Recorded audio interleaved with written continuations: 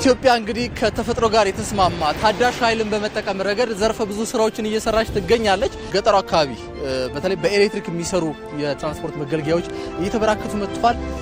ሰላም እንዴት ነህ? ደህና ነህ ወይ? በጣም ደህና ነኝ። ተጫሉ እባላለሁ። እሺ። እና የሳፊ ባጃጅ ሹፌር ነኝ። ድሮ በቤንዚሏ 200 ብር እናገኝ ነበር። አሁን ከ1000 እስከ 2000 ምናምን እናገኘዋለን በቀን ማለት። እንዴት ነህ? ሰላም ነው አለን። ሰላም ነው። ደህና ነኝ በጣም እግዚአብሔር ይመስገን። ሚኪያስ እባላለሁ። ኦዳ ቬሂክል ማኒፋክቸሪንግ ውስጥ ረዳት የፕሮዳክሽን ማኔጀር ነኝ። እየተገጣጠሙ ያሉት በኤሌክትሪክ የሚሰሩ ተሽከርካሪዎች ናቸው።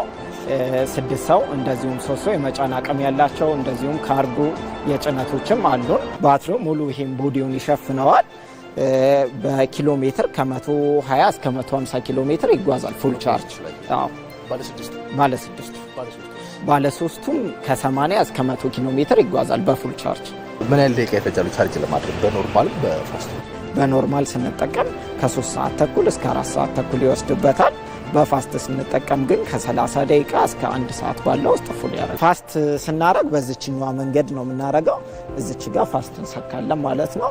የራሱ መሰኪያ ያለው ማለት ነው። እችኛዋ የምትሸፈን ፓርት ናት። አሁን እዚህ ጋር ስላላለቀች እንጂ ሙሉ ለሙሉ ትሸፈናለች ፓርቷ። ባትሪያችን ተሸፍኖ ነው።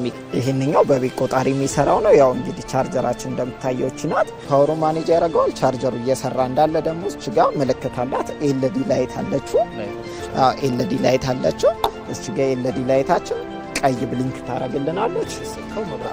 መብራት ትጀምራለች። ልክ ፉል ሲሆን ደግሞ አረንጓዴ ታበራለች።